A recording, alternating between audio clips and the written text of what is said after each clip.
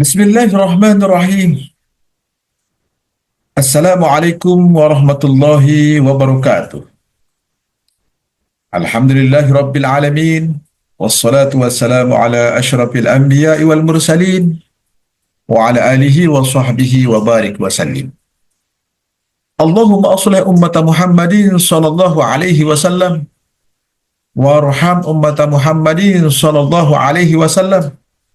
Wansurah fadhu ayyid nahdatal watani fil alamin bihaqi Muhammadin sallallahu alaihi wasallam.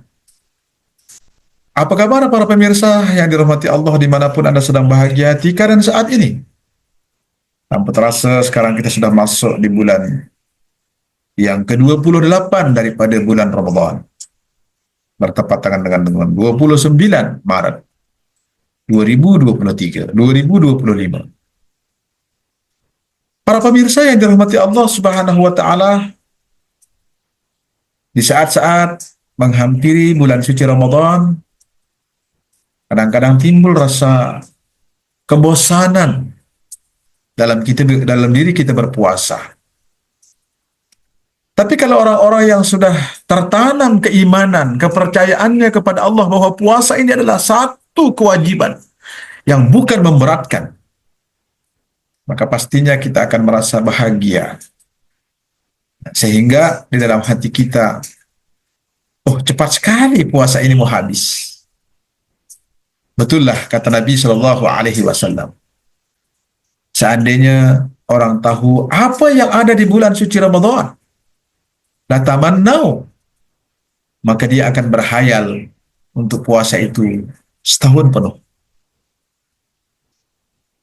Tidak perlulah setahun penuh para pemirsa yang dirahmati Allah Subhanahu wa taala. Yang paling penting, amalan yang kita lakukan di bulan suci Ramadan tersebut membawa kita pada satu keridhaan Allah Subhanahu wa taala. Di sini saya mengajak kita semua untuk membincangkan sedikit banyak amalan hari terakhir di bulan suci Ramadan. Jadi di sini disebutkan pertama sekali adalah tentu mandi. Ya. Yang kedua membaca surah Al-An'am, surah Al-Kahfi, Yasin, dan bacaan Astaghfirullah wa atubu ilaih sebanyak 100 kali. Astaghfirullahaladzim ataupun Astaghfirullah wa atubu ilaih. Astaghfirullah wa atubu ilaih. Maksudnya aku minta ampun kepadamu ya Allah. Wa atubu ilaih, mohon ampun kepadamu ya Allah. Lalu membaca doa yang dinukil oleh Syekh Hulaini radhiyallahu anhu daripada Imam Ja'far Shadiq. Berikut bacaan doanya, Allahumma hadha syahrul Ramadan alladhi anzalta fihi al-Qur'an wa qad tasarraba wa a'udhu biwajhikal karim ya Rabbi ayyatla'u al-fajru min laylati hadhihi aw yatasarra mashhur Ramadan wa laka ibali tabi'atu aw dambu turidu an tu'adzibani bihi yaumal qiyamah. Ya Allah, ini adalah bulan Ramadan yang Engkau telah menurunkan Al-Quran dalamnya, dan ia telah berlalu. Aku berlindung kepadamu, Zatmu yang mulia.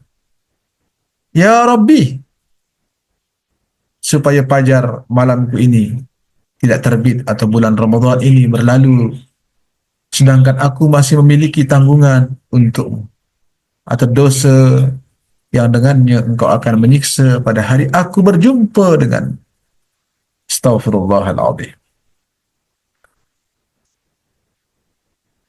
Jadi para pemirsa yang dirahmati Allah Subhanahu wa taala,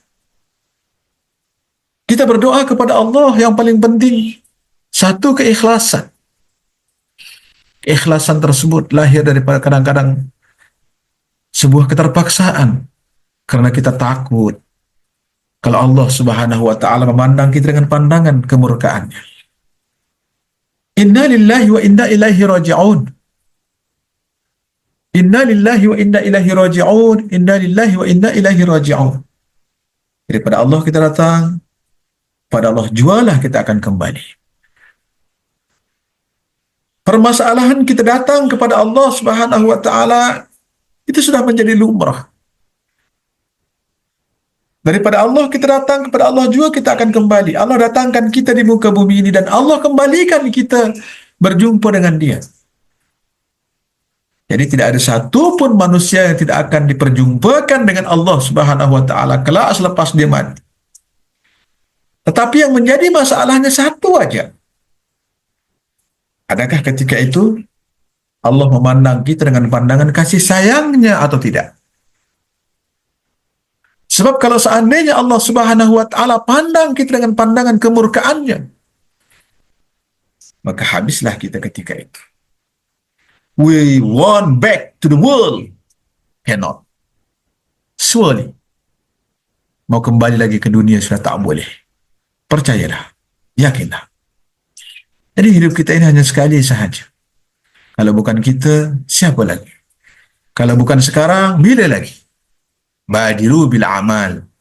Oleh kerana itu, bersegeralah kepada amalan-amalan yang menyebabkan Allah redha kepada kita. Para pemirsa yang dirahmati Allah dimanapun Anda sedang berhayati keadaan saat ini. Fenomena yang berlaku di akhir-akhir ini sungguh banyak menyebabkan hati kita jadi meronta dengan sederetan masalah yang berlaku di tanah air Indonesia.